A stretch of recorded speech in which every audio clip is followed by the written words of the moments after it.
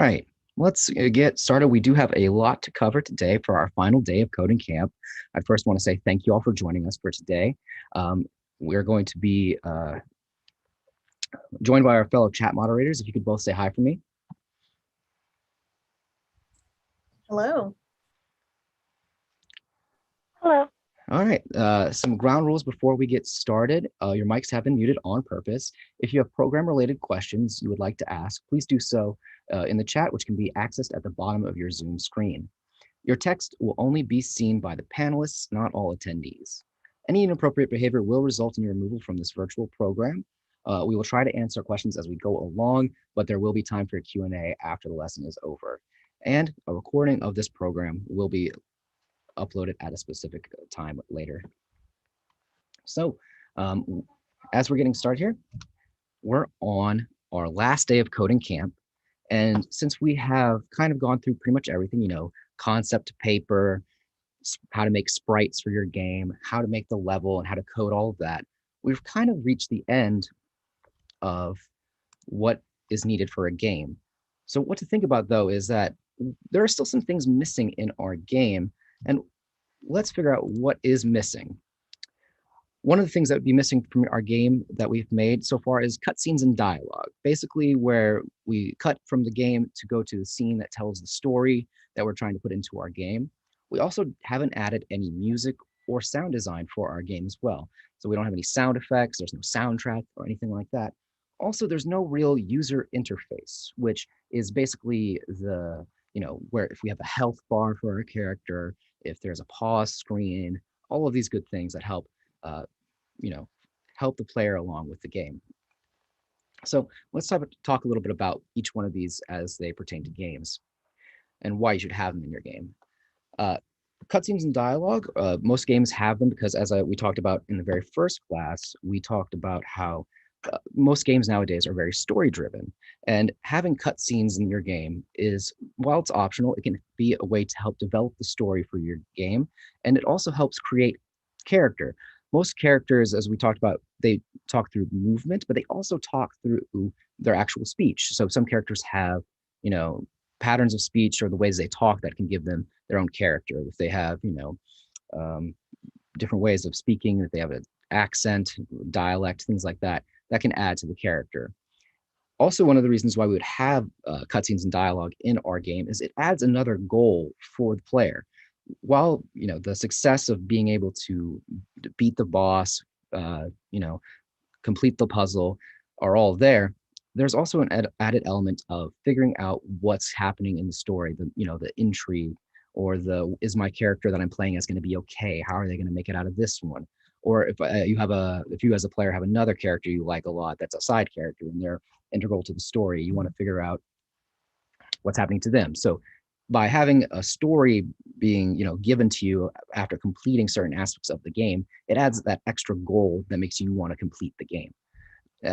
And part of adding that immersion into it comes with sound design. Now, when we talk about sound design, most people think about the soundtrack. We'll get to that in a sec, but I think the most important part that can help with immersion into games is the sound effects. Now, this image off to the right here that I have is from a show called Keep Your Hands Off Eizouken, where they talk about sound design and animation and things like that, where they have a character run across a treadmill that has different terrain effects there, but it's all the same sound effect regardless of what they're stepping on. So if they were stepping on the grass, stepping on concrete, on mud, all of them had the same sound effect. And that is something that can break immersion when you're playing a game.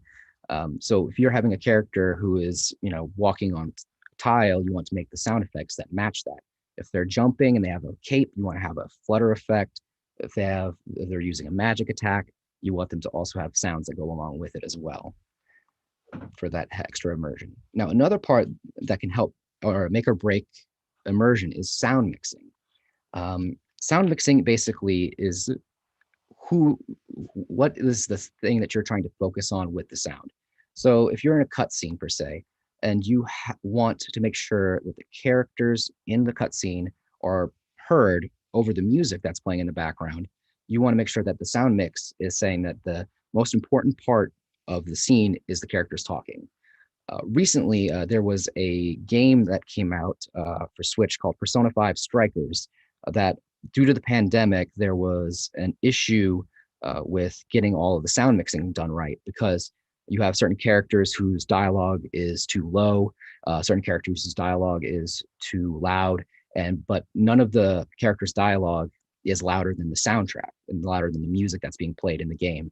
And that's really a shame because the game itself is great and it's a lot of fun to play, but you're also playing this game for the story as you want to see what these characters are doing. But um, if you can't really relate to the characters since you can't hear them over the music that's playing in the background, that really just breaks the immersion and takes away from the experience that you're having as a player.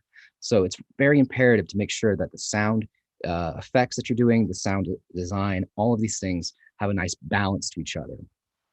Now, it's not to say, though, that the soundtrack isn't important. The soundtrack is actually one of the most important things to a game. If you're for storytelling, I mean, everyone knows the song for when Sephiroth from Final Fantasy VII shows up, because it's a very memorable soundtrack or song that creates the scene, the media, the movie moment in your head. Everyone here can probably remember that boss fight or a specific fight where you had to fight and there was a soundtrack going on and you're like, oh man, this is intense music. um it's like those very cinematic moments. It actually even goes back to ancient aboriginal times. The people from the Dreamtime, they would actually, when they were telling stories, they were the first people to put all the stories to song because they knew that when you have music accompanying something, it's much more memorable. That's why when you're a kid, they do things like the alphabet song is because you'll be able to remember something that's to a beat. It's basically how our brains are wired to remember things, is basically through song. So lastly, this is something that does get talked about, and it's one of those things that I think is the most important in gameplay, at least in terms of being able to keep you immersed in the game, and being able to, you know, go through and guide you along. But what's great about the user interface is that it's something you aren't aware of how much it's helping you, but it is there at all times.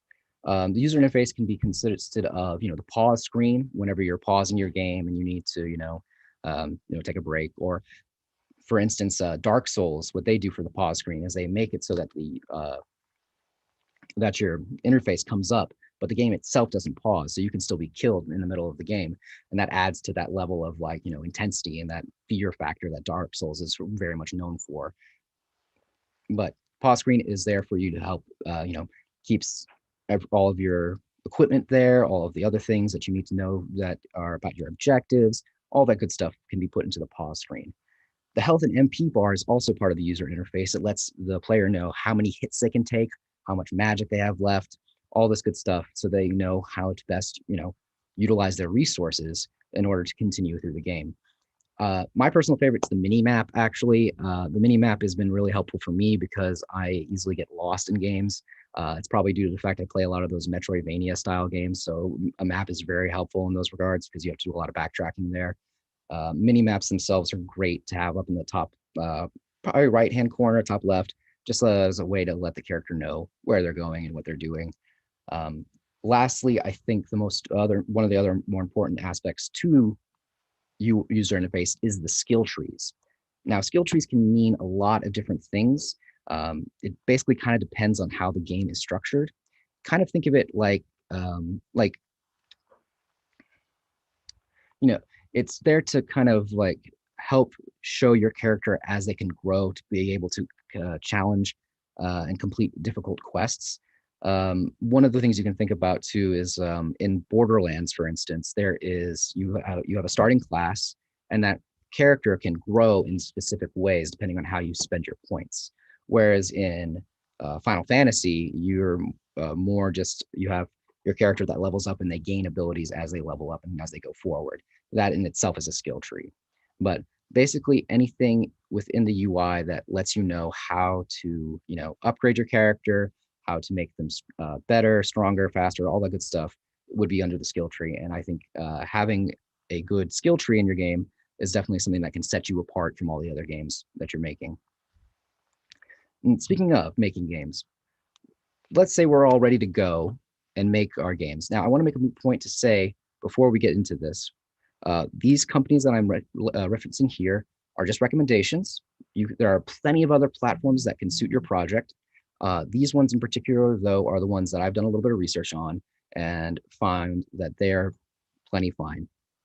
Feel free to go also look out yourself. There's plenty of resources and information that you can go if you're looking to submit and publish your game online.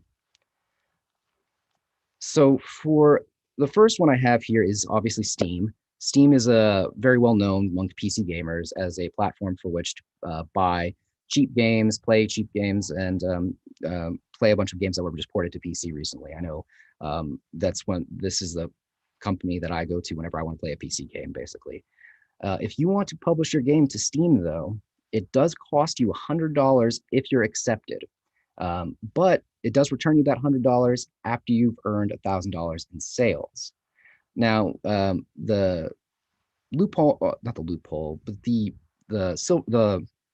between the lines on that is your revenue is 70% of whatever the game costs. So if it's $1, you only get 70 cents and the company gets 30. But that 70 cents is what goes towards your $1,000 in sales. So be mindful of that when you're setting your game's price in that regard. Steam is also the best known one. So if you're wanting to have a platform where people are, have a lot of traffic to, Steam is probably the way to go. The next one, itch.io, is actually free. You do, again, have to be accepted. They personally want you to have, just at least a beta for your game, because you can basically set up your own DLC packages with Itch, which is nice. So you can say, okay, I've got this game here, and then I have like 4 to 5 DLCs down the line ready to go. You can have it set up that way, so that way your clients and possible customers can get your game in the installments. They also only take a 10% cut for your revenue, so that's nice. So if you're looking for something that is a bit more generous on what they give you, Itch is a good place to go. So the next one, GOG or GOG, this one particularly also does the 70-30 split.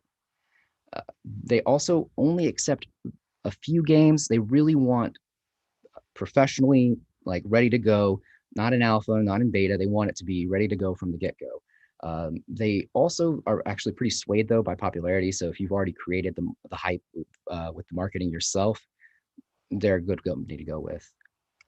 The last two, however, that we've got here, Gamersgate and GameJolt, are more meant for building community. If you're looking for someone to give feedback, give critiques on your games that you've made, these are the two places to go. They're both free to apply to, and once accepted, if your game is published there,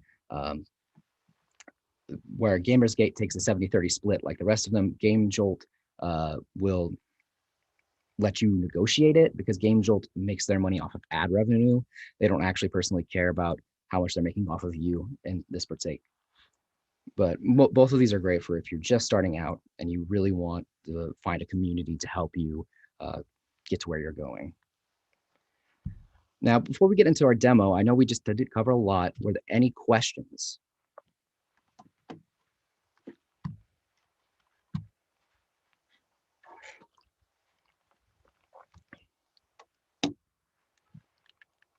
All right.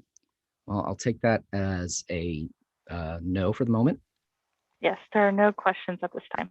Okay, so we're actually going to be doing something a little extra. We're going to be doing a demo on how to make cutscenes in video games. So I've got the example from Fire Emblem here specifically, where we have two characters that are talking heads and going through the dialogue.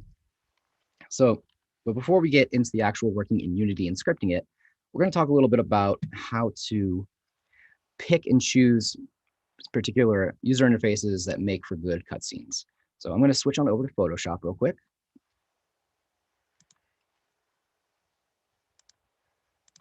All right, can we see Photoshop? Yes, we can see Photoshop. Okay, great. So All right. So whenever we're working and trying to think about what we want our user interface to look like, the best thing to do is kind of just sketch out and kind of think about how you want it to look.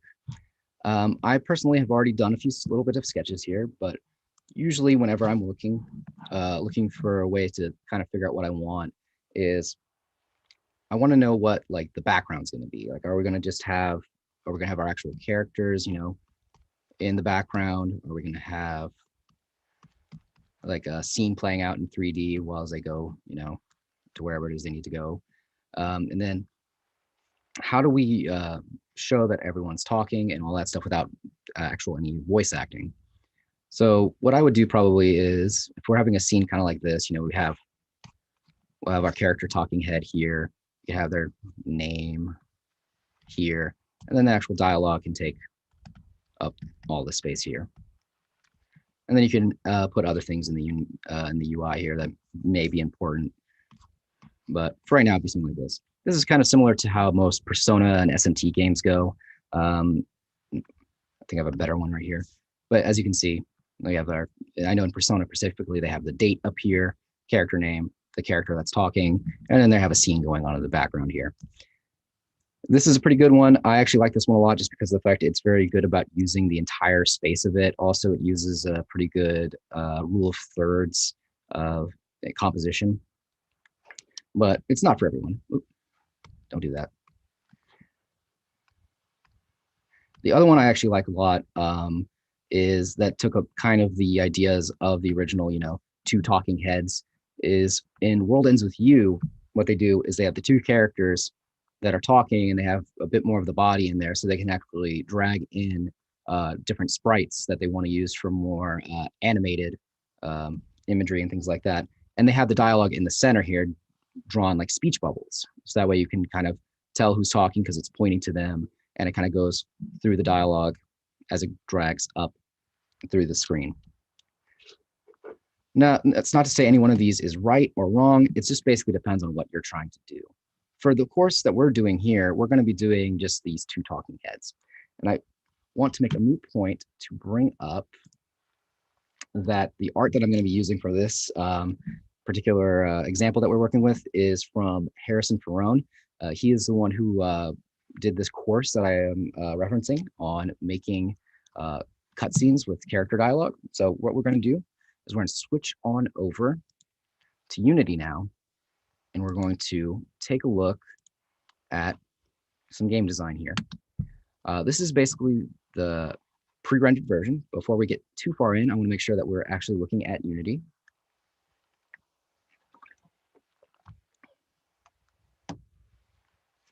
Are we looking at Unity?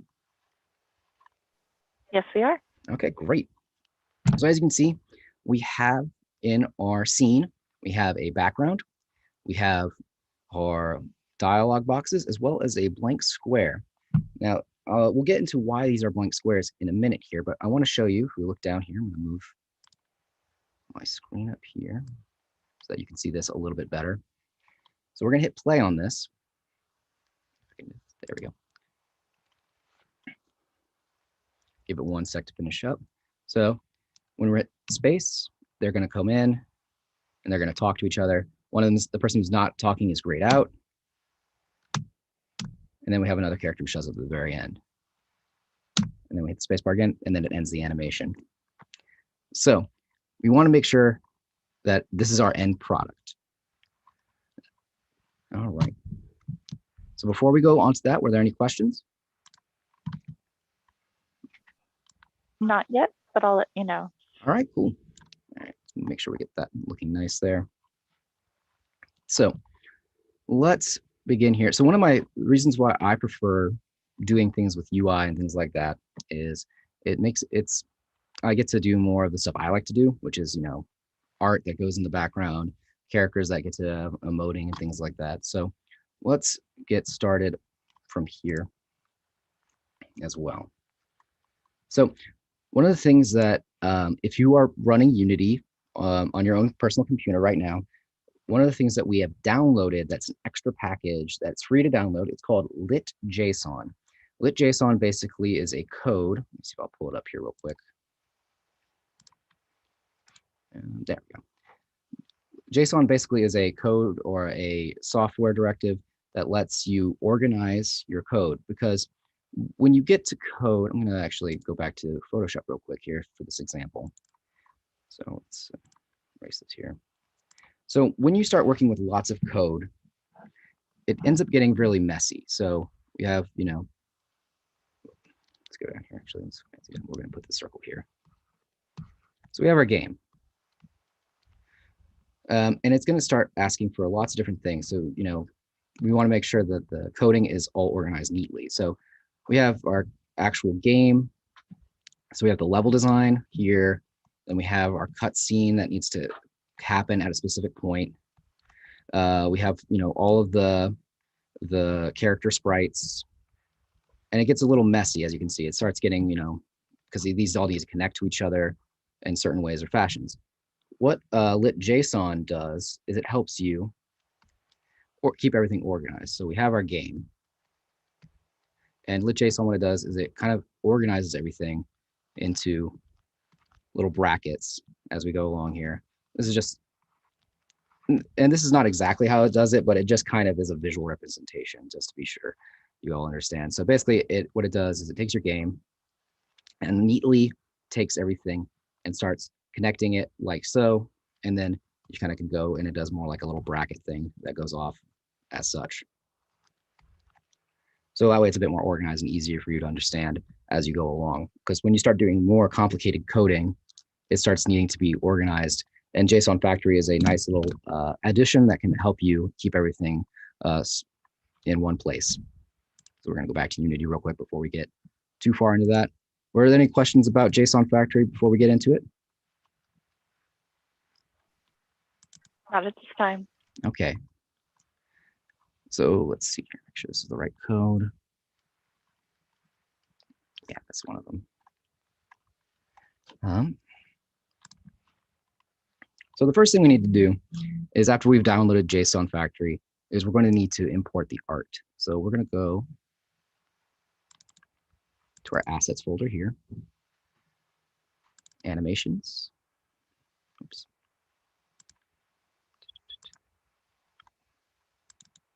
Here we are. So it's actually in resources. So we have what is called our event atlas, and there's our lit.json there too. So if you look at the event atlas here, I'm going to pull this up here. As you can see, you should be seeing on the screen here all of the different sprites that have our characters on them, as well as our background. We're referring to this as the event atlas. We're going to make sure that we keep it titled as such, because the event atlas is what we're going to be referring to at the coding. And as to why our in the Unity software it shows just as white screens, it's because that hasn't yet figured out which one of these parts it needs to refer to. We'll get to that in a second though.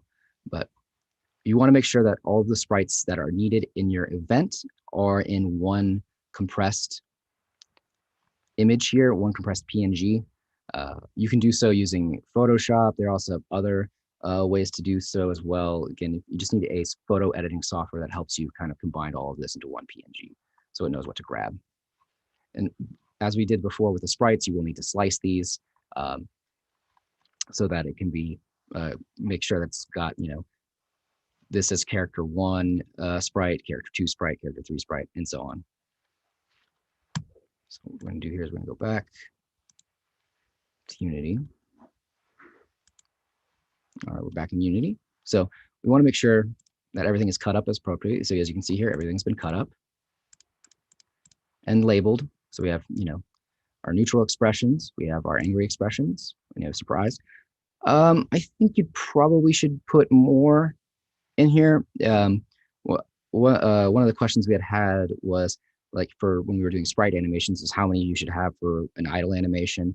I think for cutscenes, you should try to have as many of the emotions as you can as possible. That way it can, you're not missing on anything. It also just kind of depends on what kind of scene we're doing. So if we were doing something that was closer to where it's showing all the full body, we'd want to have more sprites that have the full body motion and things like that. But that's the event atlas area. It's For some reason, they've decided to put it in resources. I probably would argue to put that in our animations folder, but again, that's up to you as you're going through this code. So one of the things that we talked about earlier is by making a way for the JSON factory to help us, the lit JSON factory to help us keep things organized. So what we need for that script to be able to keep everything together is a manager script. So we want something that is going to manage every single thing that we have here. And so we're going to go to the iManager script here. Let me pull that up here real quick. We're going to share the screen. And it's a pretty simple one. There you go. And basically, before we go, we can still see this, right? Yes, we can see Okay, it. great. All right. So basically, whenever you open up a new script, it's going to show there is a void start and void end. You can always just delete those. And then what we're going to add in is a manager state that lets us know that the sequence is starting up. So basically, we want to code for public. Now, you'll notice that in a lot of the code, we'll have public and private. Public means that it's going to look at all the other code that is in our script and in our game. Private means it's only going to look to whatever you tell it to. So when we say private and then it's going to look at, let's say, manager state, it will only look to the manager state to be able to do the talking for the code. This particular one is just basically the iManager will start up whenever we hit boot sequence. So when the game starts, this will basically start running and making sure that everything is running properly. It's a very simple line of code. If you need to follow along, type with it, let me know. We're going to move on to the next bit, though, and which is the Atlas Manager. Let me pull that up real quick. Go back to Unity. So the Atlas Manager is going to basically determine what everything is in our event atlas. So all of the different images that we had previously is going to be coded in this. So let me pull that up real quick. There we go. So as I said before, we're going to have a lot of different public images here. So it's going to be talking to a lot of different code. We have our public manager state, which is referring to our previous that iManager that we had made. And as you can see here, we have 0 is booting up, and we have to get type.name. So what it's trying to look for is what is set to the integer for 0, and then what is 0 for 1. So when we get in a little deeper here, these numbers will come up for our panels. So we want to make sure that our panels, when they go talk to the event atlas that has all of the art in it, basically each one of the bits of art there has a number that goes with it. So for instance, we'll say 0 goes to our main guy and 1 goes to our main girl. So we want to make sure that the name that they're getting is from the actual person that needs to belong to.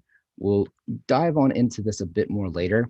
One of the things that we want to see is the actual coding for what the dialogue is. So I'm going to move on to that actually real quick so we can get a good idea of that. So we're going to do screen share, go back to Unity real quick here, and we're going to find the actual script for the characters that are talking, which is going to be titled as narrative event. Pull this up here real quick. Oh, nope, that's not that one. It should have been that one. Let's see.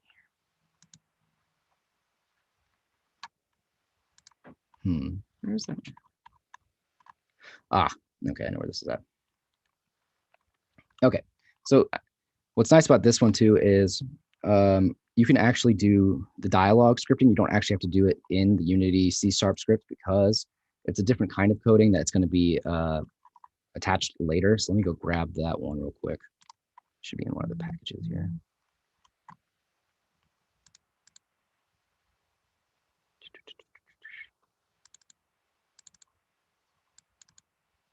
Yeah, here we are. It's in our resources. So we're going to open this up here. I'm going to open this up with a text edit file if we can.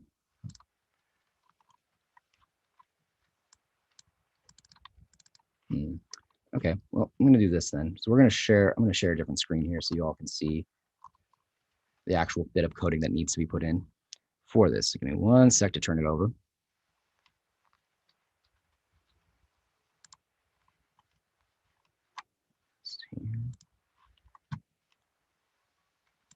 While I'm getting set up and turned over, does any questions that I can answer?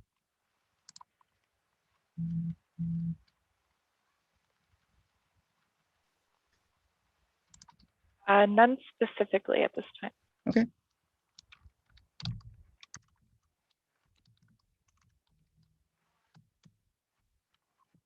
Show me Notepad, please.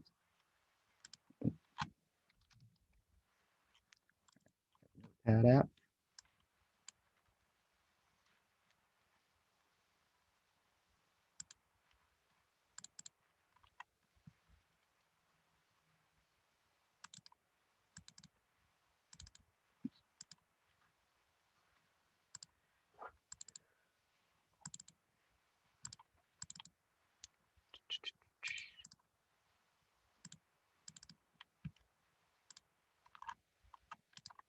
Okay, there we go.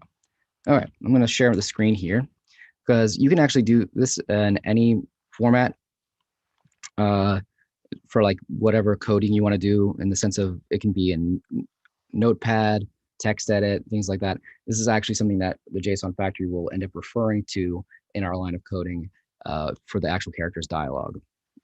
So let's share it up here real quick. All right. So the things that are important to know is we have our integers, which I was talking about earlier. So you see here that it's 1, 0, and 2, because we had a set, that third character, who is the wizard-looking guy. We also had the different types of sprites that they need to call on. So we want the Atlas image name, which is our Atlas image. So we have heroine angry. So if you look back at the Unity scene, if we clicked on each one of the different sprites, they have a different name attached to them. And we also want to make the dialog text. And this can be whatever you want it to be. This was directly from the actual class I was looking at. I didn't really think to change it, but you can do whatever you would like here. So, but the things that need to be the things that need to be typed up is you have to have character type, which refers to the specific character that you're looking at, the name of the character, Atlas image, and the dialog text. So basically, it can be as long as you need it to be, or any as short as you need it to be. I prefer, if we're just doing a little startup thing, we should keep it as short, sweet, just so we know it's working. Then you can always go back into it later and make it so that it's a long, lengthy bit of text. So were there any questions about how to make the characters talk?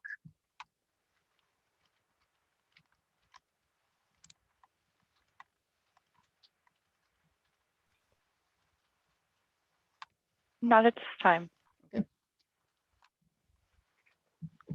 So what we want to do next, after we've gotten the code for the dialogue written out, we also want to make it so that the way that the dialogue comes up, go back to Unity here, is the way that it comes up is it looks like it's typing it. And the way to do that is we're going to go to our narrative event. I believe this is it. Oh no, that's not this one. We're going to go to our panel manager. Let's pull this up real quick. Yeah, here we go. So for this, let me share this one real quick with y'all.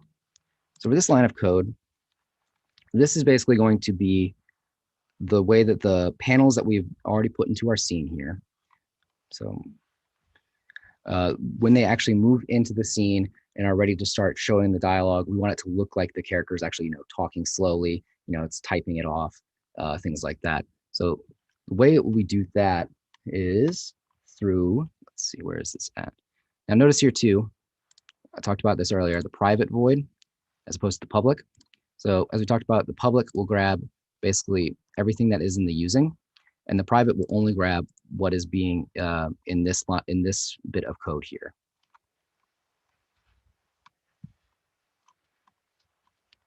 Okay.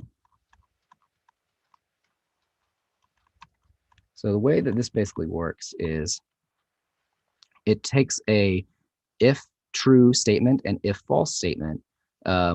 We want it to be, so like case in point for the characters are talking and you want it to be grayed out as well. This would be the code for that, where it says the left panel is talking and that's true. Then we want to make the left panel configure the current event, the dialogues, so that they don't, that they're grayed out. This basically was what grays it out right here, this line of coding here. Now, if they are not talking, if they are talking, it'll be basically so that it is talking, this is true, that it means that it will not mess with it. It'll keep it as the layer mask will still be off. As you can see, the layer mask here, we have a toggle character mask.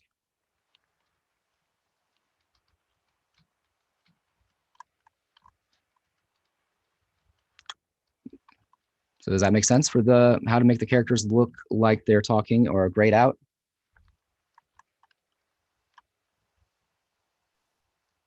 It appears so. I'll let you know. Okay. Okay. Let me grab another bit of coding here. So let me move on to Unity real quick.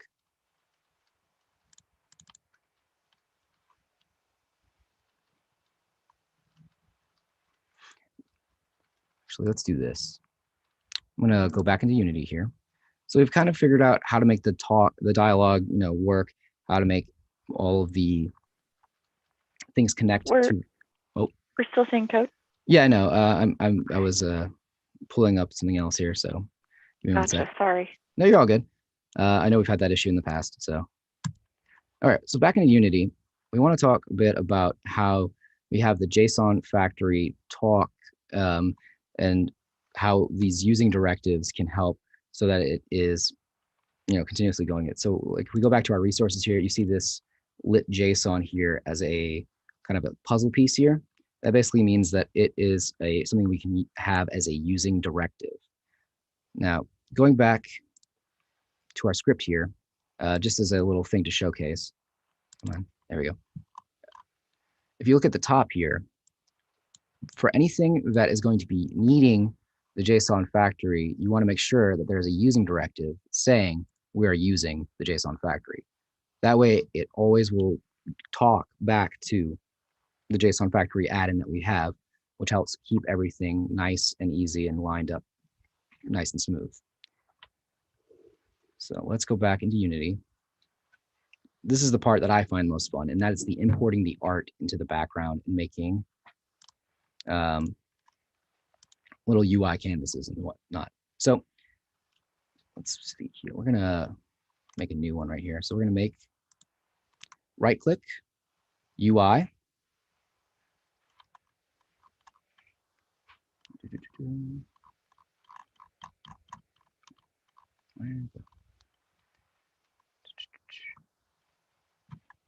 And we want it to be, where are you at? Canvas, here we are. So we made a canvas. We're going to leave it named as canvas for this case, but this is where you can also actually import the art that you have drawn. We're going to grab I think we're just going to grab a different one here. Let's see, but we want to make sure that our canvas is set to the 1619 format. So let's take a look here. Yeah, it's still showing 16 by 9. Take a look over here.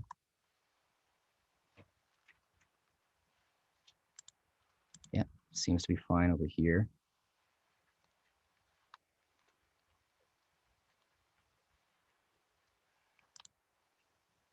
Yeah, seems to be good. So we're still at the 16 by 9 proportion. So we're going to make sure in the image inspector, make sure we get the right source for it. So let's find it here.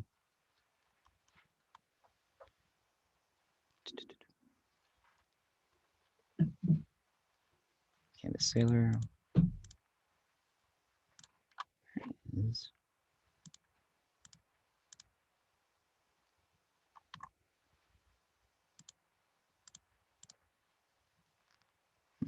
One thing to note here too, see how this has multiple layers here and it's automatically set to UI. We probably want to actually move this back a bit. The way layers work and these sorts of things is if you have it at 0, it's the furthest back. If you have it at a higher number, which the max number is 31, it's the closest to you. So we're going to set that to default real quick.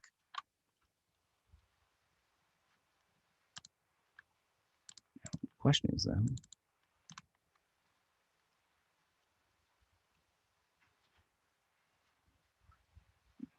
let's put in an image, and then we're going to get a source here. So we're going to grab the background here. So we're just going to double click and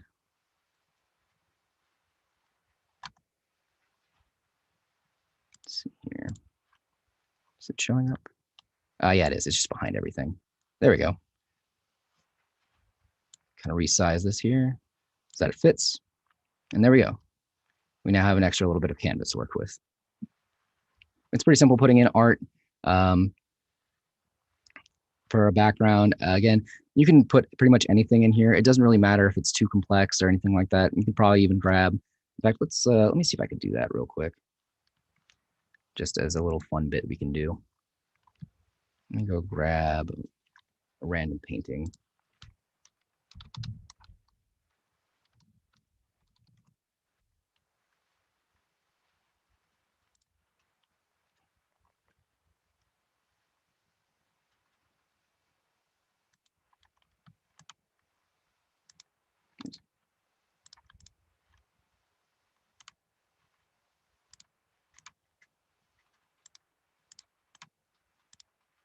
I'm going to save this to there.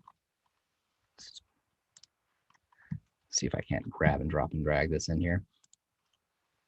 Bear with me one sec. We're going to see if we can actually do this. This would be a nice little thing to do.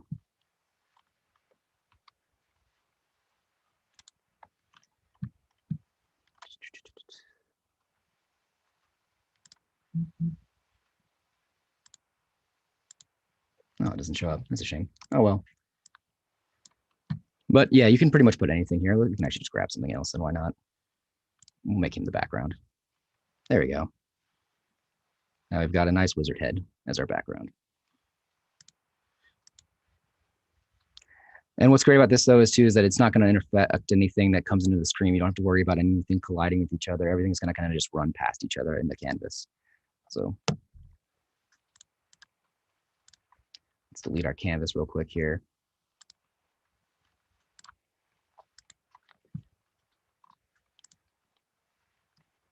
Does anybody have any questions about the canvas?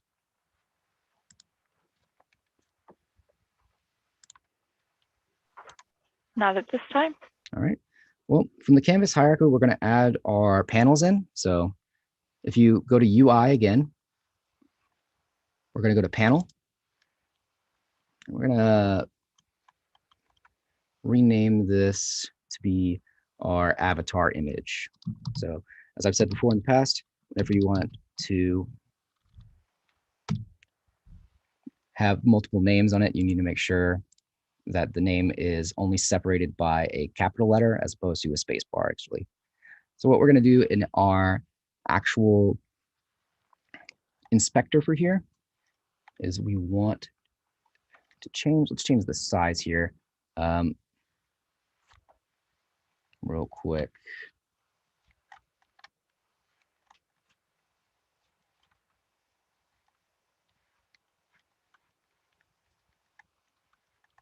Let's see here, we should grab onto, there we go.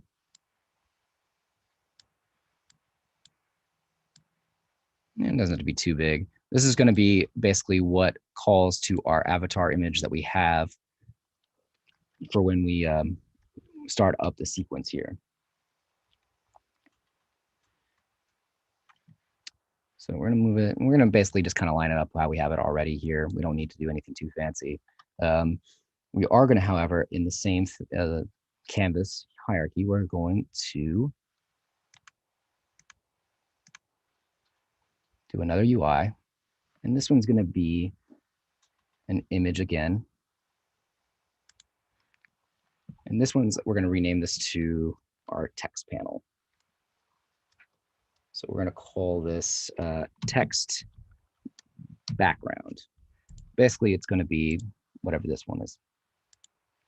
So noticing here too, I'm kind of getting a little messy with how everything is being laid out. As you can see in the other ones, we have a lot of things where they're connected to others and kind of like file and folder types. So what we're going to do is I'm going to right click after we get our dialog text in here. So let's see the dialog text.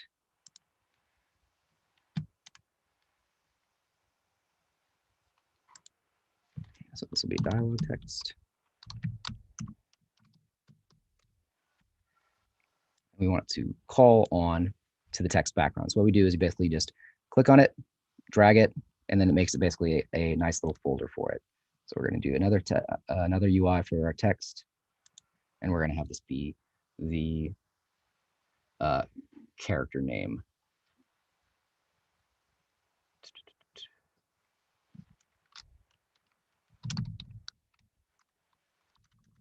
We'll just do name. Easier on ourselves.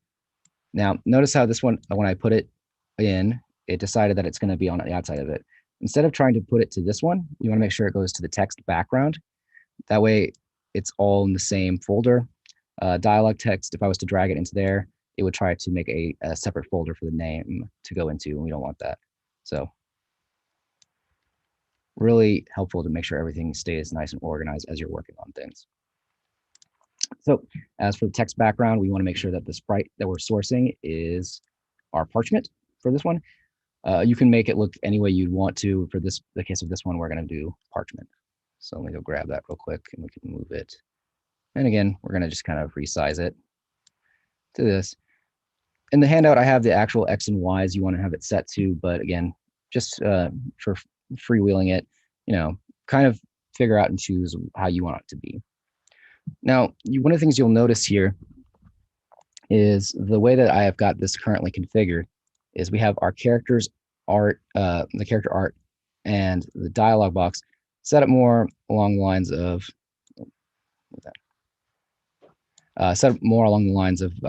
where the character looks like he'll be in front and then the dialogue will be off to the side. This is on purpose because of the way we're setting up our animations that let us put the dialogue into the screen here. So I'm going to delete this canvas here that we have here so it doesn't get too crazy. So I'm going to run our game here real quick, and we're going to notice here, pull actually this up just a smidge. Basically just watch the way that the text box moves here.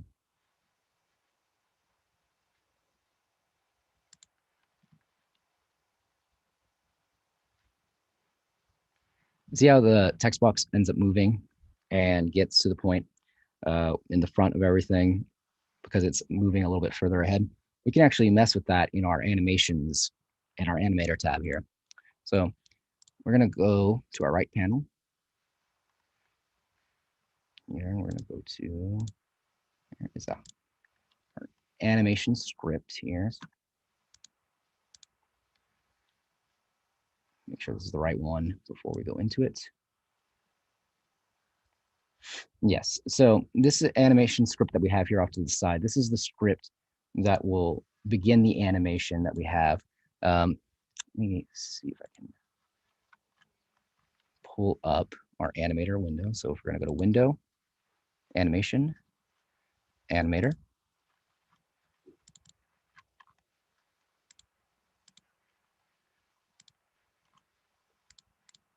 Where is the animations?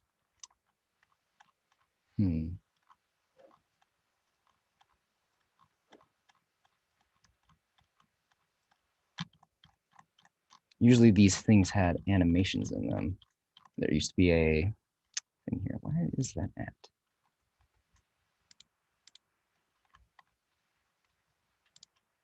Let me stop running the game here real quick. Maybe that'll help.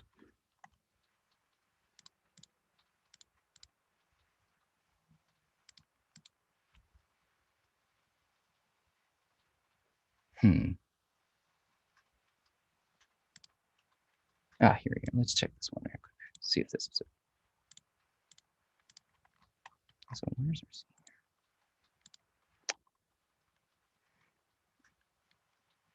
Okay, cool. So make sure that this is right here.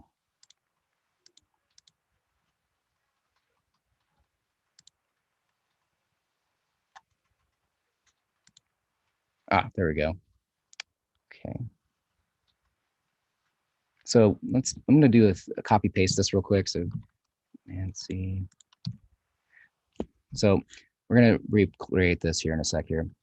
So the way that we do animations for this, I'm going to zoom in, move this down a bit so y'all can see, is whenever you want to do an animation, what we're going to do is we're going to select our avatar image, and we're going to move right about here. We want to hit start here. We're going to create a new animation. We're going to call it right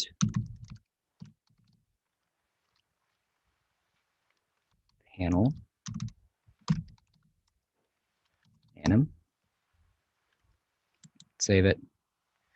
We want this though to be in our animations folder, so we're going to move it over here. So what we're going to do here is we're going to grab our right panel that we have here, move it here.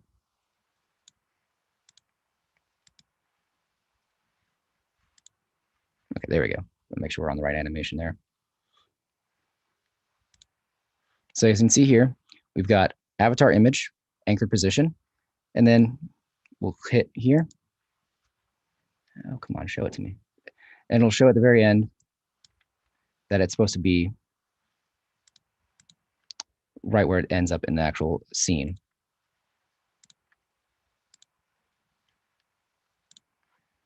One of the things you can do as well here to make it so that the other parts of it move in a different position and a little bit faster is we can move our parts here so that they all end in the same spot, but can start a little earlier. So let's save this real quick and see how that affects our game. So let's go check the game here real quick.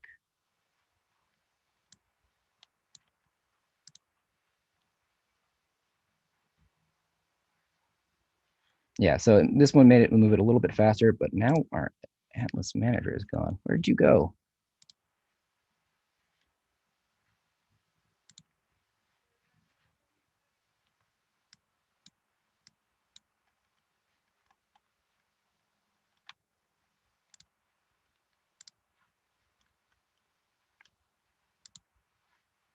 Let's try that again here, see what we get.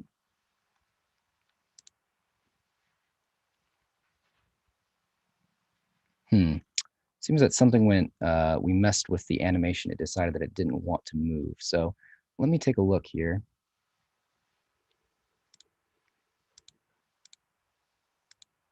And see what may have happened when we added this animation in, because now it doesn't want to talk.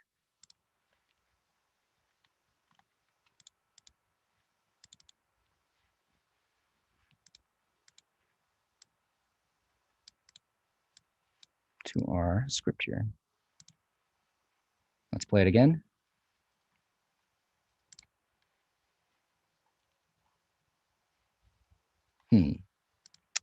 That's interesting.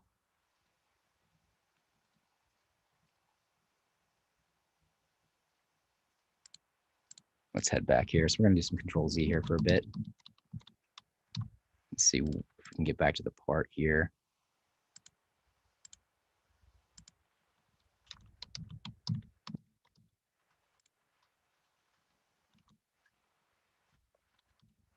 Okay, let's see if that fixes it.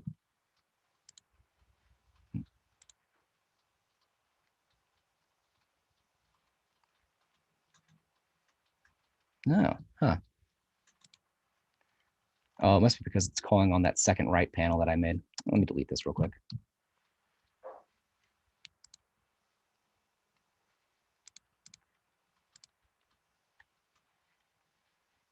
The dangers of copy pasta. Basically, if you copy paste it, it seems that it's now having a little bit of confusion. We need to, let's see here. We're going to need to probably just go back and go back to the beginning, and then he'll come back. So that's not a big deal. But as you can see, when you do the intro animation, let's pull this up here.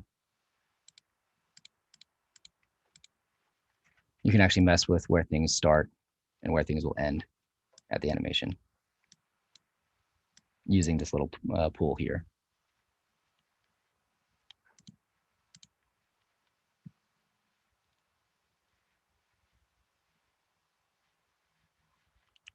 One of the things to note too is probably one of the reasons why it was giving us a hard time earlier with the art and coding is it's probably also something in our animation script. So let's go back to the script here as well. And open it up real quick. Let's do a new share.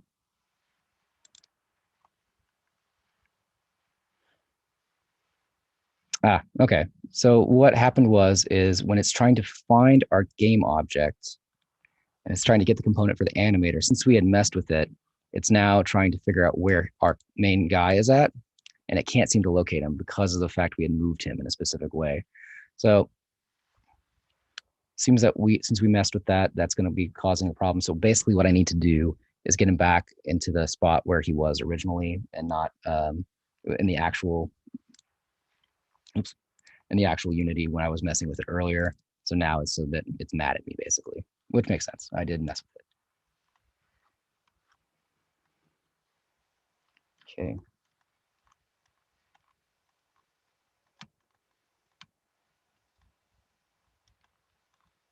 Trying to think if there's any other parts of the coding we didn't talk about. So there's a lot of coding that actually goes into making all of these things. Let's see what other ones we need. So we got the narrative event. What's fun though is that a lot of the stuff here, I'm going to go show you this code here. This is the narrative event manager that we're going to show you in just a second. Let me move on over to it. Basically, when we had done the dialogue earlier, we had to have some way of connecting it to our game. The way that we do it through here is through the narrative event script. Basically what it does is it makes a public class that attaches itself to the dialogue that we had added with our event one. So our narrative event, so public class goes to narrative event and then makes all the dialogue that was there and basically just make sure that the character type shows up as it goes along, which is really cool. I think that's a really interesting thing that you can have just small bits of code that can help everything tie the room together. So I think with that though, that is pretty much all of the bit of coding that goes into this. Were there any questions about how to make this? None at this time. So let us then move along.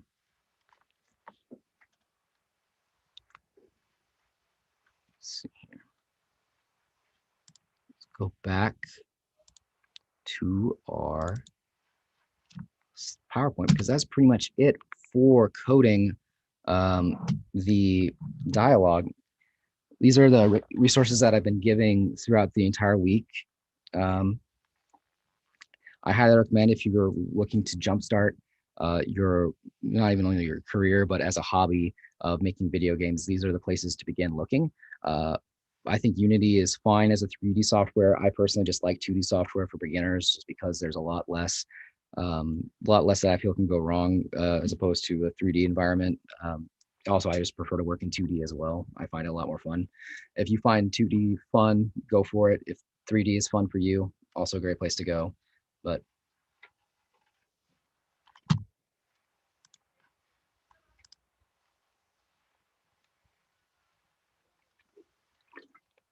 oh, that's right. I do have one more thing. Let me go pull this up real quick. Because we didn't get a chance to, since we ran out of time for day 3, I'm going to go pull up our previous class to actually get to show you all how that was supposed to end before we go and actually say goodbye.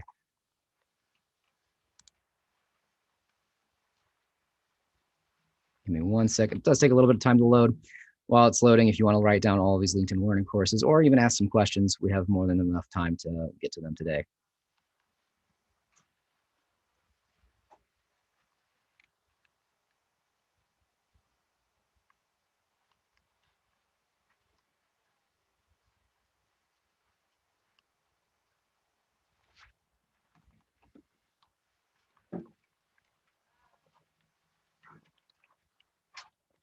Okay.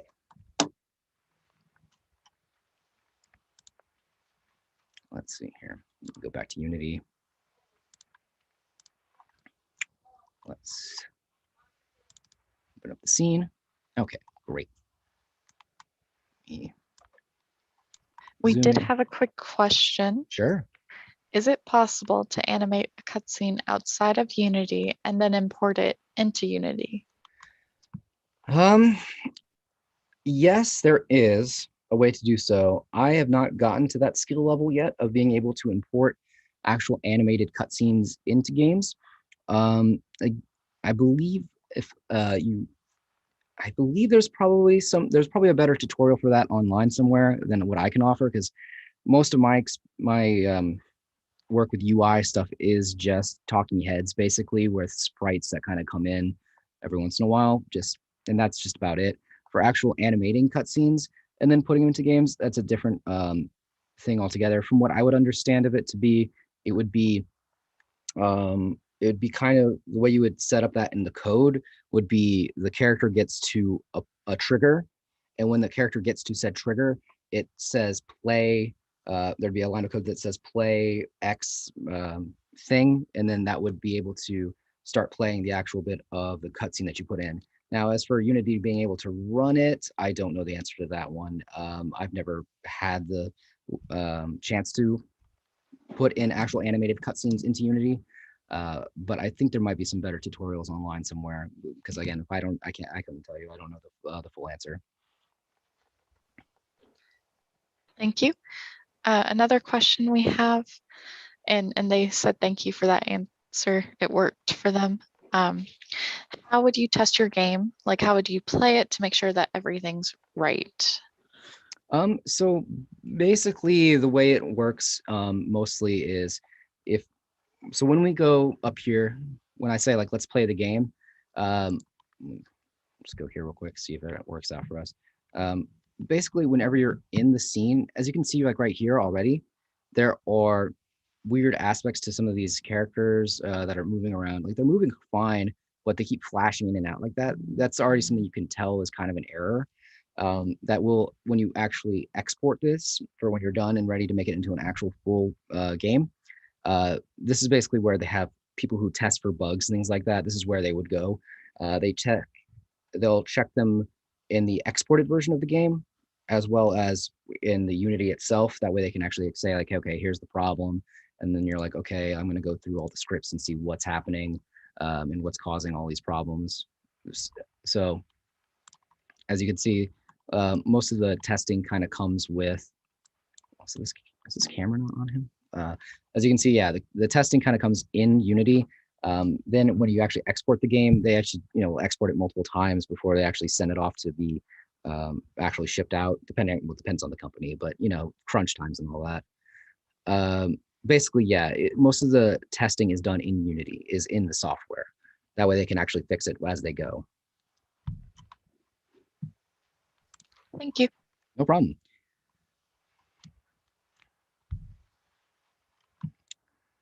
I'm gonna grab some spikes here real quick. Let's grab the move tool here because I want to actually showcase that we did. Is this a spike? It's not a spike.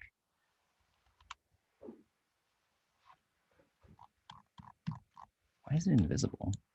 That's weird. Well, we're just gonna put the spike right here. And let's run the game here.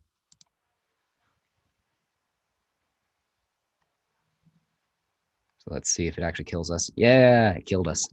You'll love to see it. It's weird though that the spike is invisible though. I'm gonna see what happened there. Pause our game here.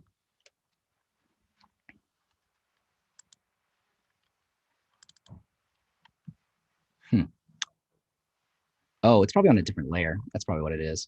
What layer are we on? Yeah, it's on a layer different. Let's move it up a bit. Let's see here. No?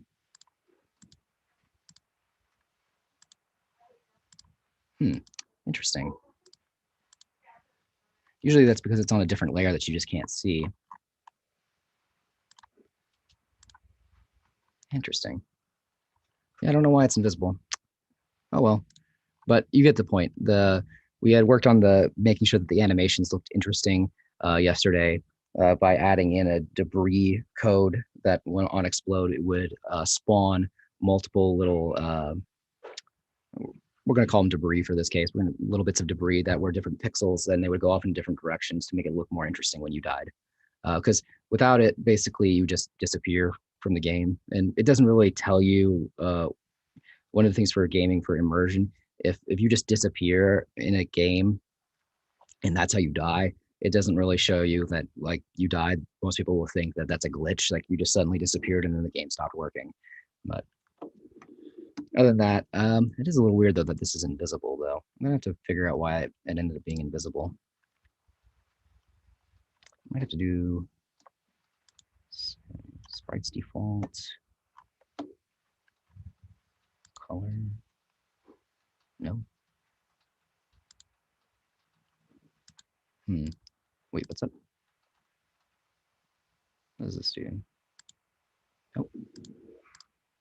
Very interesting. Wonder what happened here. I'll have to dig in on this coding at a different time. But other than that, though,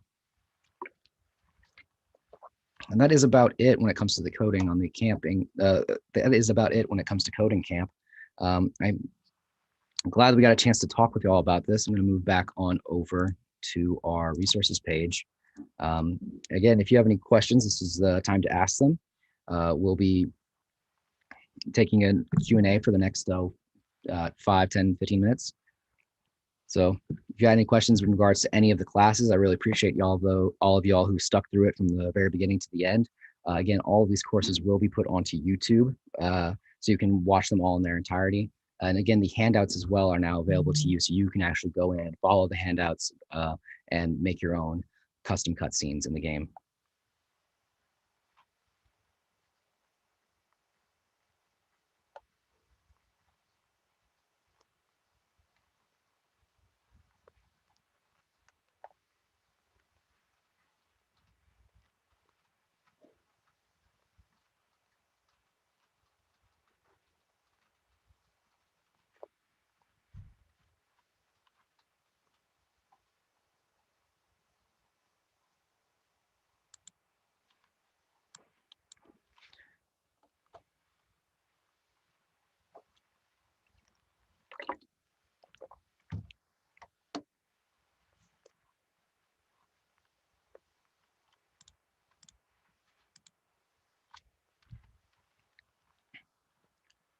All right. Well, if there aren't any questions, I guess we'll cut it here, and then we'll see you all next time around.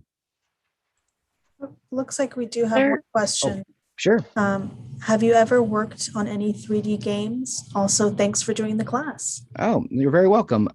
No, I have not really worked on 3D games outside of working in the sculpting programs like Maya and ZBrush, as well as a bit of some other off-brand kind of sculpting programs.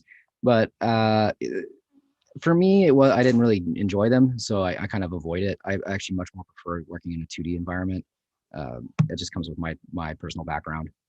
But it's definitely something where if you're interested in 3D modeling and things like that, I would definitely recommend looking into courses on ZBrush as well as Maya, as those are the industry staples for working in 3D.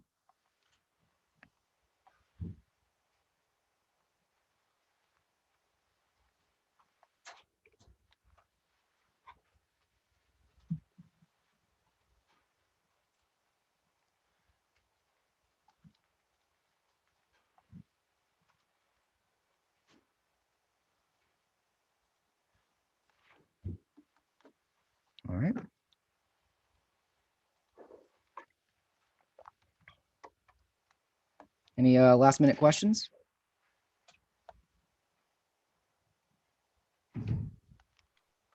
Just a lot of thank yous. Oh, no, you're very welcome. I really appreciate having the chance to teach y'all, and I hope we get a chance to do this again next year, or maybe next fall. Who knows? We'll see what the future holds. And I appreciate y'all for coming out.